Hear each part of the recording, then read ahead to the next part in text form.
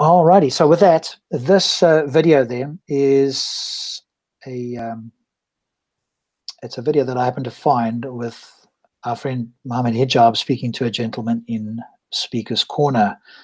And he's going to make some, as he often does, some fairly big claims here. And again, we can critique that and see whether they are backed up. One thing I'll notice, I'm going to put it out there, and you'll hear it actually in this video, is you've got to listen to this carefully, and you've got to listen to what is being said by people in the sense of, are they backing up what they say? Because one of the tactics you'll see very early on here, and we'll talk about it and we'll stop it anyway, is, hey, I'll make a claim, you refute it. No, this is not the way you have a rational and reasonable and intellectual level of a dialogue. If you make a claim, you give us the reasons why. So you give us your ontology, i.e. what is it you believe, and why, your epistemology. What is it that gives you the reasons to believe whatever you believe? You don't say to me, hey, I could say to any Muslim, hey, the moon is made of green cheese, refute me. That's not the way it works. I need to tell you why I believe it's made of green cheese, and then you can challenge my reasons. But of course, as we'll see, that doesn't necessarily happen. So when you're ready, Stops. We have to just ignore. I'm the one who's presenting a logical point. What you seem to be, your line of argument is that something is so impossible or something so amazing. No, fine. I find it difficult to accept. I want you to, I'm going to give you one chance. I'm saying to you now, me talking about something metaphysical like heaven and hell is the same, has the same epistemic weight. And I'm going to say this to you right now. Can anyone please explain to me what an epistemic weight is?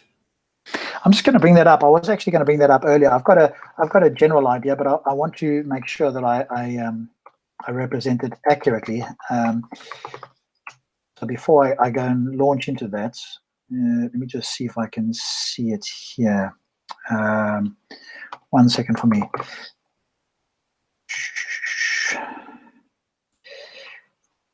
I'll give a. Hopefully, I'm accurate with this. It's basically. The reasons why carry a certain amount of credibility, for want of another word, or weight.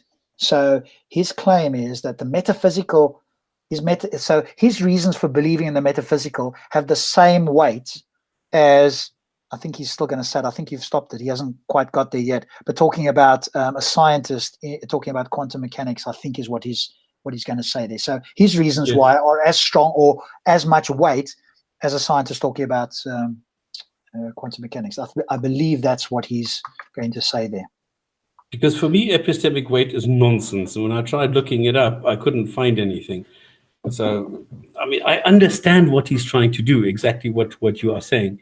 But this is not something that if you go into the literature and you enter, you mentioned this somewhere, that everybody will understand exactly what you're talking about. Yes, I think he's put two words together that might have been used in common language, but as you say, I don't see it a lot in philosophy per se. And again, if you're a philosopher and you can point to, or if you're not a philosopher, even if you're somebody knowledgeable on that, you can give us a link to that where it's talked about more in depth, then feel free to do that. But that's essentially what he's saying is, my reasons why for believing in the metaphysical are as strong, or as one can be as confident about them as the other. That's what he wants this to be, exactly. Yes, exactly. But let's also see now whether he justifies that. But listen what happens now. So play a little bit further and you'll see what happens now. We've just been accused of being racists because we are picking on poor Muhammad. Why are we? Has the same epistemic weight as a quantum physicist talking about something which is happening on a subatomic level. Just go a bit further, just 2 seconds more. Refute me. I don't have a problem. There we go. Fine. So just because you don't like. Refute me. Yeah. So it carries the same weight as a quantum physicist talking about something on the subatomic level. And of course that's nonsense. But again, what we don't hear there is his reasons why. So the first question to ask there, obviously one needs to get used to doing that, is why do you say that? What are your reasons for making such an outrageous claim? But what does he say there? Refute me, i.e. I'm going to make an ontological claim. I'm not going to give you my epistemology. I'm going to claim that I have epistemology, but I'm not going to give it to you here, and now you need to refute me. And so that's where you need to jump in immediately. judgments don't mean much to me. If you say, well, in heaven it's pathetic, this and that, no problem. It's on the ethical, moral. No, but I'm just saying, just because something is seemingly unappetizing, It's not healthy having that. Having that I don't care about logic or concept. I care about just general ethical, moral reasoning, which today you'd be more than happy to talk about how you go strict by your scriptures. So on the same line, when someone says, oh, you know, you're going to have these entities that have a soul, you have the free will in heaven, but why is that? Why is it logically invalid? Tell me why it's logically invalid. it's not about being logical. So what's the problem? So no problem. Alex, let me tell you something. The same way, Yeah. Oh, sorry, I apologize. Saying that men will get 72 virgins. Yes. What will women get? And let me tell you what they'll get. They'll get 72 men. Well, let me tell you something. Let me ask you a question. Do men and women desire the same things in this world? Okay, stop it there again. Stops. Notice what happens there again. You've just got to pay really close attention to what some of these guys are doing. I don't know that they even do it consciously. It just comes out of the mouth without even thinking. Okay, I'm going to tell you, let me ask you a question. This is not the way you answer a question. You don't answer a question with a question. And so this guy obviously asked, do men get, do women get 72 men? Okay, I'm going to tell you, let me ask you a question. No, that's not the way to do it. And notice also, unfortunately, the guy said, oh, I find this uncomfortable. And I have to be honest, as far as I can tell, and I'm happy if it stops for somebody else to point it out, Hijab does rebuke him for that, and rightly so, because he doesn't care if you find something uncomfortable. Everybody finds something uncomfortable. That's a subjective claim. You need to give reasons why you find something uncomfortable or immoral or whatever the case is, because that's what I think this guy's trying to say. But obviously, Hijab interrupted him a little bit, but he I don't know if you heard it there, but he said, oh, I find this uncomfortable, and then started to talk about the virgins. So you've got to give reasons. But of course, again, we're already into this guy trying to defend or refute the claim that's been made by Hijab, and Hijab at this point has not given his epistemology at all. Oh, you David, David, how are you doing, my friend? You're right. You're looking good today, man. I saw you after you had your scuffle down the bottom there. Yeah. So no. Do men and women? Are all males the same? Are all females the same? No, I'm asking you a question. There is Don't answer. Please do me a favor, Alex. Try and answer questions, because right now what you do is you answer questions with questions. There are Okay, that's the irony. That's of course the irony. Alex, please don't answer a question with a question. But if you rewind like two minutes ago, that's exactly what you do. I'll answer your question. Let me ask you a question. But Alex, please don't answer a question by asking a question. Please look in a mirror. Consistency. Same sexual desires?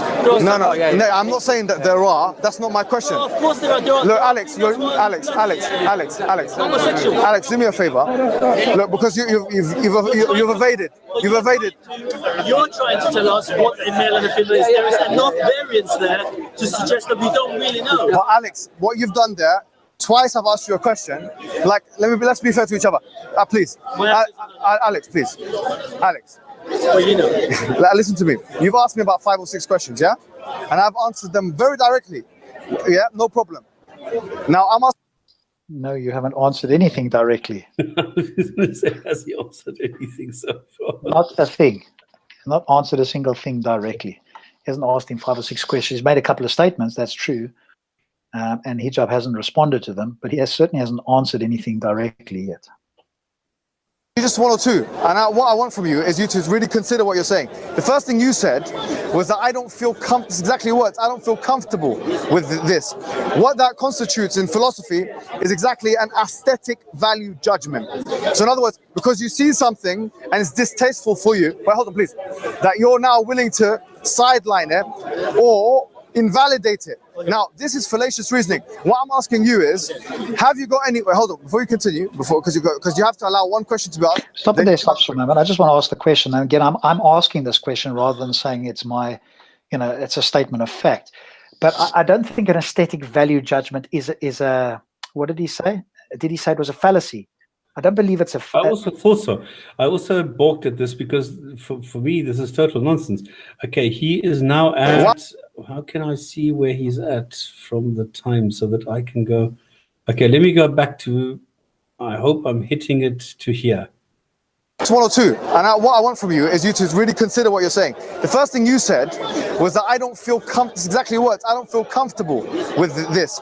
What that constitutes in philosophy is exactly an aesthetic value judgment. So in other words, because you see something and it's distasteful for you, wait, hold on please, that you're now willing to sideline it or invalidate it. Now, this is fallacious reasoning. No, definitely not. Well, I'm asking the question out loud as well to the audience as well. Is it a fallacy to have an aesthetic judgment, value judgment? I agree that it's what he says. I don't feel comfortable. That is an aesthetic value judgment, but that's not a fallacy in and of itself. If he had no reasons, then possibly that's the case. But it doesn't seem in and of itself that it's a fallacy. But again, we can look that up. I'm not aware of it just being a fallacy on its own. Well, the fallacy would be if he would say, I don't like it. So there I can definitely agree with Hijab on this, where if somebody says, I don't like it and therefore it's wrong, that doesn't matter at all, because it's not a moral judgment that we're looking for, but a factual one. And if somebody, and I think the whole discussion here is on the virgins thing, then I don't think it's a fallacy if somebody says, well, I'm uncomfortable with it. Okay, cool. Who cares? I mean, it's part of the thing and we're discussing it. So I don't care whether you're comfortable with it, because we're not judging anything based on morality, but on facts. So, nah. I'm asking you is, have you got any, wait, hold on, before you continue, because you have to allow one question to be asked, then you can answer it. What I'm asking you is there any way you can, using your reasoning, show us how the precepts, the concepts, the descriptions of heaven as per the Quranic narrative is logically invalid? Can you do it? Yeah, stop it there. Okay, you have, yeah. This is not the way you do it. Yeah, this is a shifting of the burden of proof. You prove it wrong.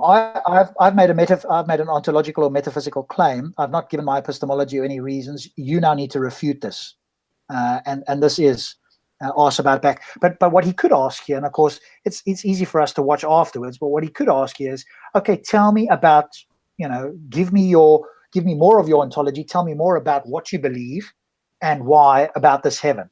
And then Hijab would go into something. Then you can, and I think you pointed it out. It was pointed out by philosophers the other night when I was listening.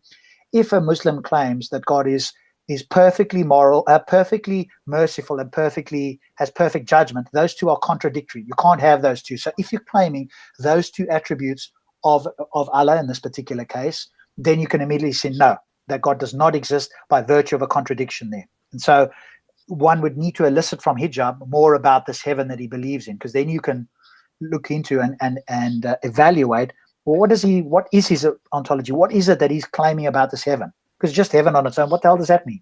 Maybe he's got an idea in his mind, and I've got an idea in mine, which is maybe heaven is what Einstein said, which is just the whole universe. The universe is heaven. So tell us a bit more about it.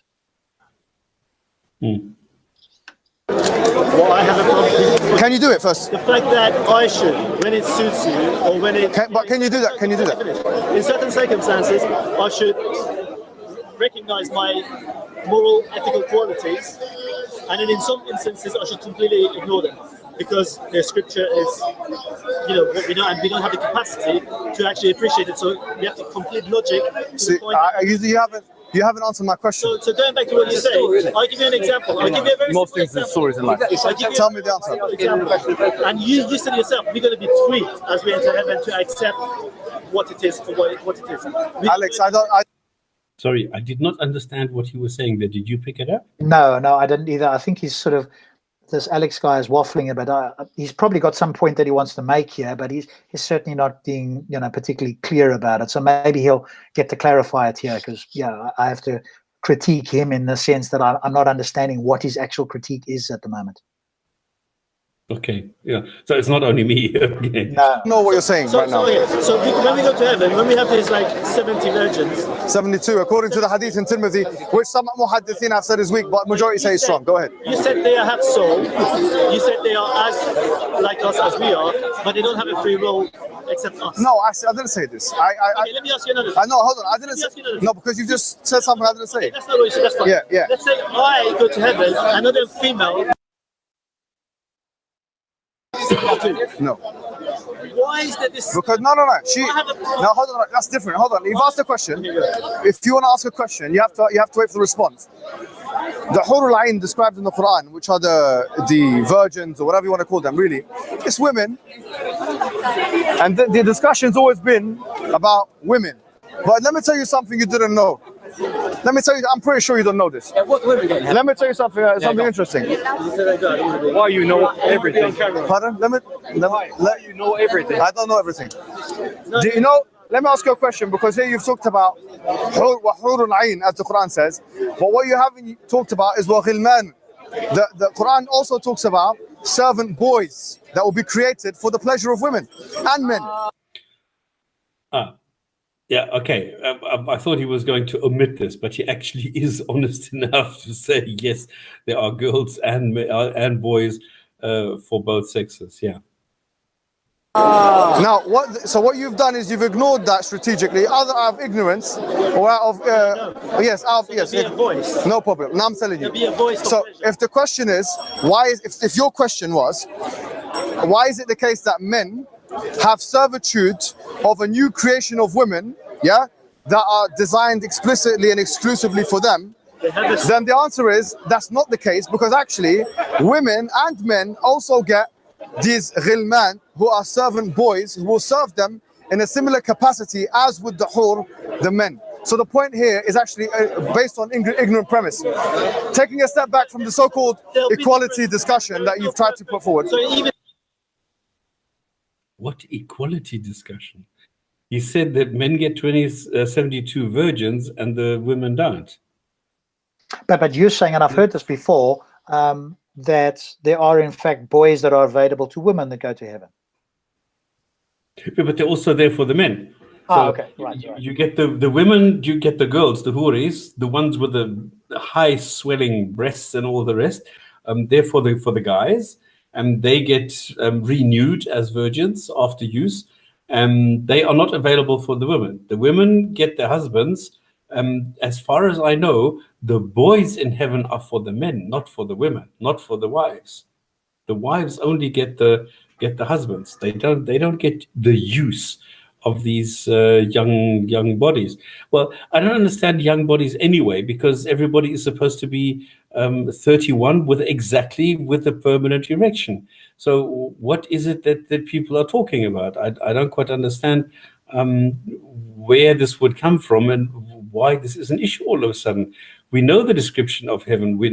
I mean, this is quite. There's nothing untoward or secret or something. No, everybody is using the same hadiths here. There'll continue to remain differences and not this kind of perfection where we are all the same. There's going to be things else. We're going to have these differences, right? We're going to continue to have free will. There will be differences, yes. So if these differences continue to exist, surely at some point there's going to be a conflict. Okay, Alex, listen to me carefully. Listen to me carefully. Society. Yeah, thank you. It doesn't happen. Exactly. No one argues. They argue in speaker's corner. That's it. Alex, listen to me carefully. Why is there? How do you know? Here's my question.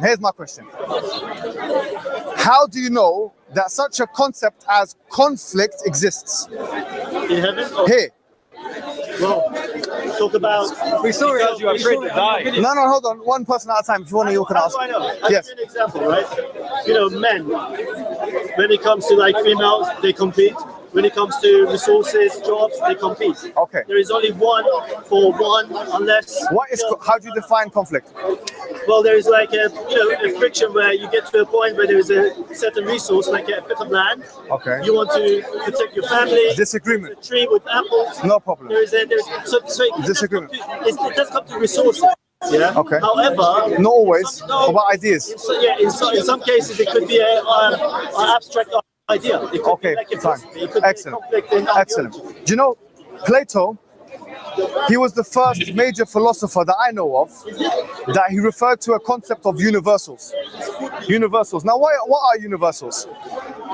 Universals are usually in language, they're abstract nouns and or. Stop it there for a moment.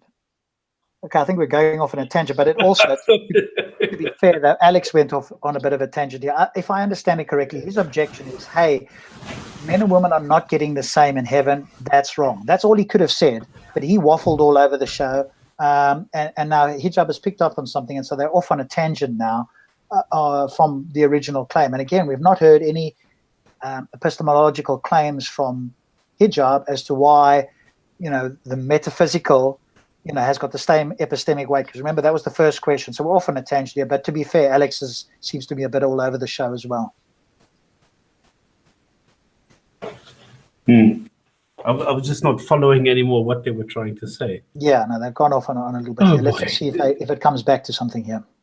Now, why is it ironic that you have here come forward and tell me that, look, conflict doesn't exist in heaven? It's because you've extrapolated a concept of conflict as per the universe in which you live in and the experiences in which you had and the commonalities or the thread you've been able to put with all the things which you consider as conflict, and you've superimposed that on another metaphysical thing, which doesn't, which you... No. Hold on, Alex.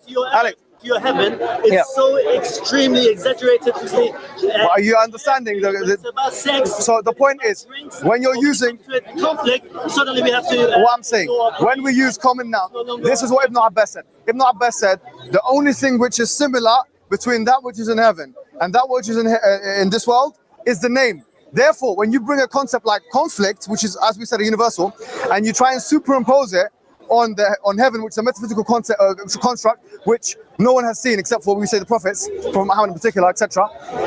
Then what you're doing is you're applying a fallacy of some sort, because really and truly, it's of course a fallacy. No, I'm not going to have my to explain. Okay, I think I understand what he's trying to say now. That this is something about the anthropomorphism of heaven. I think this is what he's trying to say. He's trying to put a barrier between what we know, our concepts here on earth in the natural world, and heaven, where he's trying to make heaven something completely different. Yes. So all the concepts that we know here, like conflict, like white, like all these universals, they don't necessarily exist in heaven. But this doesn't make sense, because heaven, right from the word go, is supposed to be very real. And the fact that he says, well, there's all these girls and boys, for everybody available there, is a contradiction to what he's trying to do here. And I mean, the same thing with wine and rivers of milk and stuff. Is his claim that it's not really referring to the things that we understand here on earth? Because what he seems to want to do is draw a barrier, like you say, between the metaphysical heaven and, the physical existence plane that we're on now. But when it's talked about in the Quran, the question to ask him would be, do you think that those things that the Quran refers to when they talk about heaven or people going to heaven, are those things unlike anything here on earth? So when they use those labels, wine or rivers of milk or virgins or whatever, what are they? Are they not referring to the things that we understand here in the physical world? And if they're not, then what are they referring to? Are we supposed to understand this, given what we understand about the world here and relate it to the heaven? Is the message, is that supposed to be the message? Or if it's not, what is God supposed to be talking about here then? Heaven, all the benefits or whatever you get in heaven is so earthly and it's so consistent with what makes us happy. As I said to you before, sex and money and drink. So what? So what? So what? Let's say so what. It doesn't matter. But so how does that invalidate when it comes to the fact that we may have some idea of a conflict, you say no. That's just some sort of I'm telling you, the idea of conflict you've extrapolated from the world. I'm saying if we continue to have free will, and Alex, I don't think you understand. I want to try and break it down. It's my fault that you don't understand. It's not your fault. Our ideas that we understand. If I say the word love, yeah? Give me any abstract noun. Hate, love. Give me another abstract noun. Anything you like, yeah? Disagreement, happiness, whatever. Okay. All of that which we can understand, all of that which these words can necessarily denote or connote, must explicitly relate to my experience or your experience. Yes or no? Okay. The Prophet told us explicitly that heaven, ما خطر على قلب بشر. No one has experience of this place. Now, there are exceptions, like we said, Prophet Muhammad, etc. But generally, no one has experience. Now, the point is, if you haven't got experience of heaven, to speculate about the minutiae or the what happens, the details, is neither here nor there. It doesn't mean anything for me. Do you understand what I'm saying? So if you're saying, but that seems to be, as I said, that seems to be problematic then, if you're going to claim that what the Quran says about heaven, is that supposed to represent heaven? Yes, I agree that nobody's had the experience of heaven, and one could argue not the Prophet either.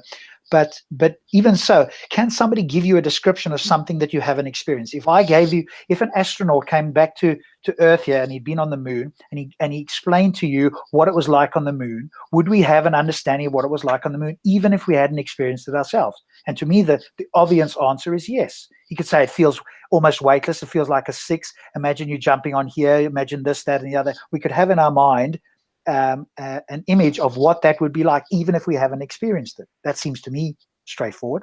Maybe I'm missing something, but so I don't see his argument as being strong here at all. No, like you said, I think this is what Alex is also picking up now, that on the one hand, he's claiming, well, it's all very lovey-dovey and supernatural and above everything else, and we can't grasp it. But then at the end of the day, you have rivers of milk and honey and sex and all that stuff, which is very, very much taken from our own perception here on Earth.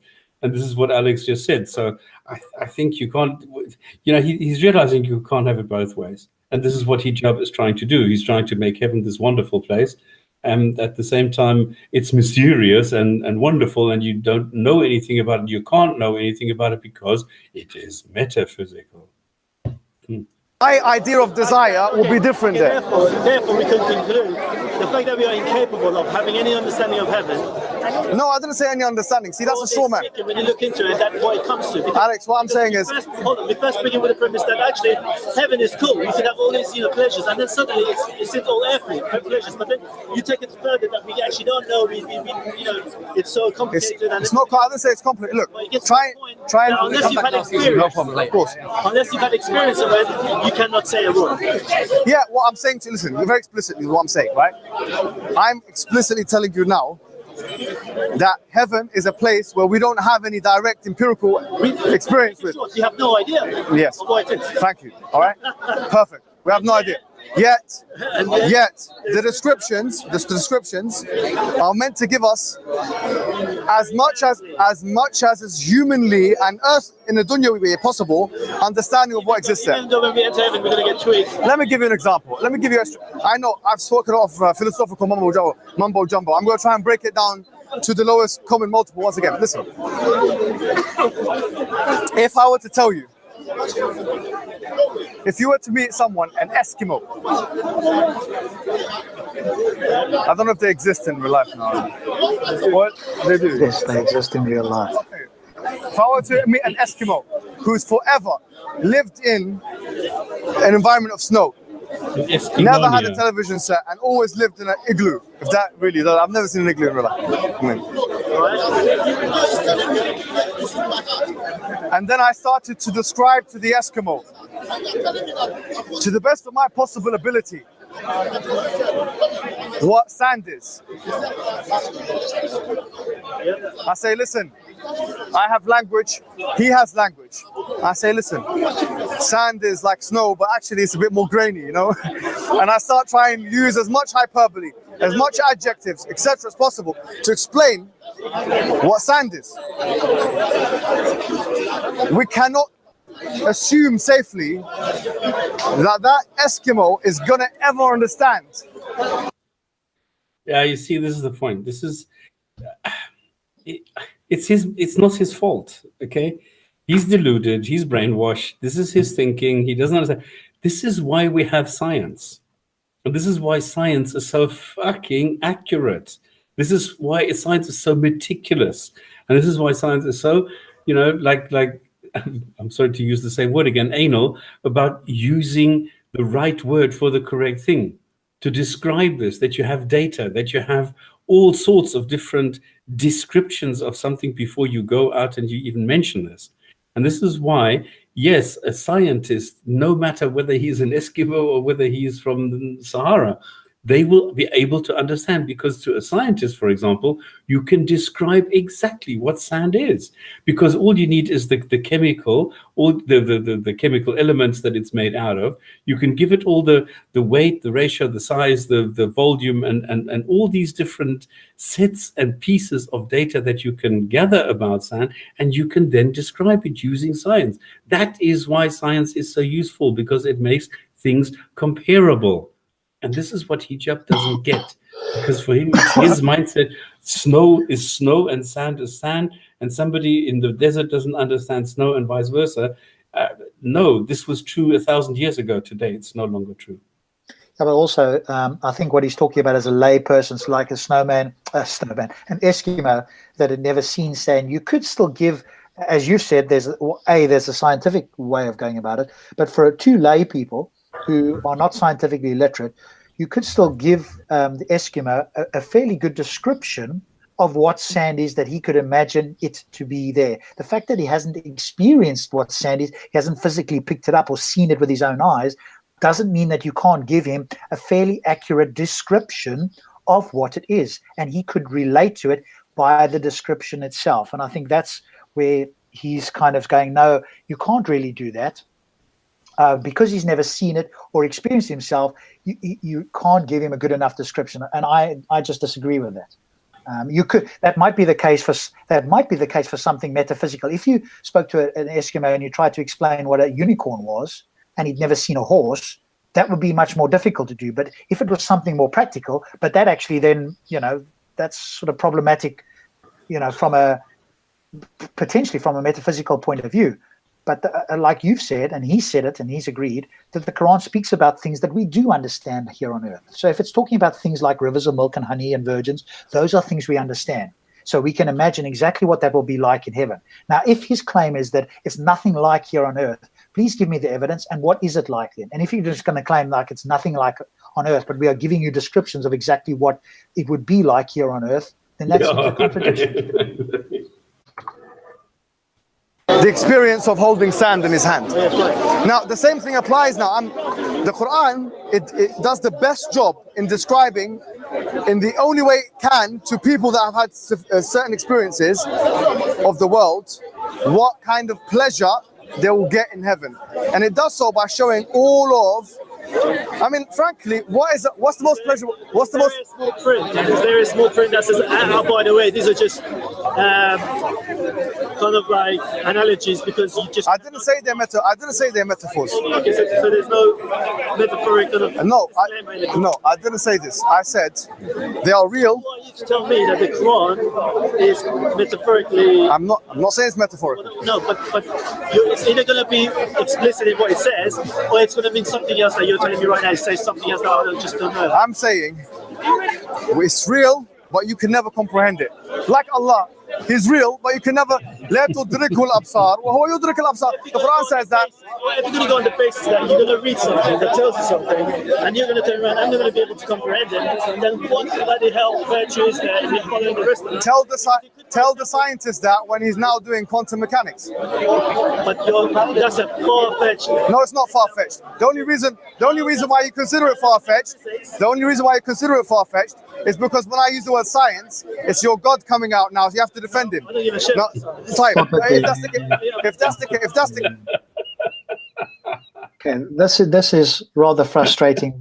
This is straight up dishonest. Your God coming out there. Science is nobody's God. It's not a religion. And at the moment I hear this from any apologist, I know that we're now not being intellectually honest. And once you've explained this to them once and they do it again, now they're simply being just dishonest. All you have to do is look up the definition. Everybody knows this, but this is a common Muslim, or not necessarily just Muslim, but a common theistic apologetic these days. Oh, you guys, you atheists, you've got blind faith. Your science is your God, or scientism or whatever else is your God. It's your religion. I mean, stop doing this if you want to be taken seriously. I mean, at this point, it's like, okay, I'm going to correct you on this once. If you do it again, I'm now not speaking to somebody who wants to be intellectually honest. And the worst is, it's just a religion. Okay, is that what you're talking about? Your religion is just a religion. Everything that you say is just based on faith, and we are just as bad as you are because we have facts and you don't. Oh boy, this is so hilarious. The same fallacy. Sorry? Yeah, but this is the other part of the apologetic as well, to try and show the people out there, their followers, that in fact we're on a similar level. Their belief in a God is similar to our belief in the natural world, which of course is completely fallacious. But Exactly, they want to equate it because it makes them feel good, and because they realize the power of and again, I don't want to use the term, but it's what they use, atheism, i.e. not believing in a God, and there's certain other beliefs that go along with that, potentially, although different atheists have got different beliefs. But they realize the power of not believing and having good reasons and evidence, which they don't have, but they want to then equate the two. Because if they can, to some of their followers, make it appear as if, hey, the Islamic belief in this case is similar to the naturalistic belief, well, now we're on the same level, and it's almost a case of a flip a coin, or maybe just a little bit will swing you one way or the other way, and that's obviously not true. And so, but that's the attempt I see being made here. Yeah. By the way, just to the viewers as well, somehow seems to level the playing field. Yeah. That's the attempt. Yeah. Okay. Committing. By saying because we don't understand something, it's not true, or it's invalid, or it's illogical, it doesn't exist. I just find it strange that when the God had this opportunity to make it clear that actually, by the way, little disclaimer here, it's a bit more than that than what you think. It required someone like you to come on board and try to say, actually, Ali, you can't understand this. It's more than that. So what's the problem? The Prophet told us that. No, but it's your interpretation. No, the Prophet said, very clearly. What does it say? Have you read the scriptures? No, but I've heard it from you, right? Okay, no, but it says in the Quran. It says in the Quran. It says mutashabih wa ghayra mutashabih. Mushtabihan wa ghayra mutashabih. It says that some things are going to be similar to what you've experienced, and some things are going to be completely dissimilar. And how do we tell the difference? What's the point? How do we tell the difference? Where in the Quran does it say this? You can tell the difference between this one and that one. Please show me the verses that say that, or the hadiths for that matter, that clearly tell you what's the difference. If you're talking about things that we can experience or we've got some knowledge of in this world, then surely an all-knowing God would expect us to think that that's going to be the same in heaven. So it just seems like it's, I don't know what you'd call it off the top of my head, but it just seems like a hand-waving thing here. Hey, some things will be the same, some won't. You just accept it. That's the way it is. No, I'm not just going to accept it. How do you know which is which? You're making the claim. Please explain why you believe that and where do you get the reference from? Al-An'am or Al-A'raf, chapter 6 or chapter 7. And if you for the same Eskimo example you gave, if you went to the North Pole and you saw a man who has 70 virgins, who's living above some river, fruits, and he's having a great time, are you going to tell him you're in heaven? He's in heaven. No, man. We believe in a realm which is above and beyond the worldly realm. He doesn't seek anything else. Heaven for us denotes a place which is a after-death experience. So he's not in heaven from our perspective. He's in the world. I think you also need to take into account the alternative to heaven, according to Islam. Because you either have heaven, which is a really good. You have hell. You have hell, which is a really bad place. And you don't want to be in hell. You want to be in heaven. Absolutely. The thesis of Islam is most compelling to me from a logical perspective. Oh, logical. Yeah, rationally. So all these words, excellent. And also because I believe I'm predisposed to believe in a God. Oh, you're predisposed. So you're saying that some may not have that. No, everyone has this. Everyone has this. But in your case, it's Islam, right? There you go. So, no, look, Islam is submission to God, right? Yeah. That one there, immediately, that needs to be challenged straight away. That whole thing that everybody has this belief in a God. Obviously, I don't know, is this a Christian, this other guy? It seemed to be. He suggested he was a Christian, in which case he's not going to challenge that. He's just going to accept everybody has a belief in a God. Obviously, where's your evidence for that? In fact, I feel like we've got counter evidence to that. In a nutshell, heaven, according to Muslims, is a place where you get everything you want, and you will not want that which you cannot have as per the morals of Islam. So you can't have sex with animals or children or whatever. Done. Hell is where you get and eternal punishment forever. Now, heaven and hell are the recompense, the ultimate recompense of people's having gone through some kind of test in life and then being judged and assessed by the all-knowing, the all-wise, which we believe is God. That's the thing. Now, we don't know exactly what's in heaven. Can you clarify this or give us a little bit more info? He claims that hell is the eternal punishment. Some Muslims I speak to say that's not the case, that you might go there for a short while, then you might not. You may not stay there, etc. Some people who are not Muslims might get judged and not go to hell. So there seems to be all different views on this. Can you sort of give any thoughts on this? This is true. There's all different views on this because it's not clear. There is a dubious sentence in the Quran which says you will taste hell, but it should be in the conditional sense. You would taste hell if you wouldn't be a Muslim.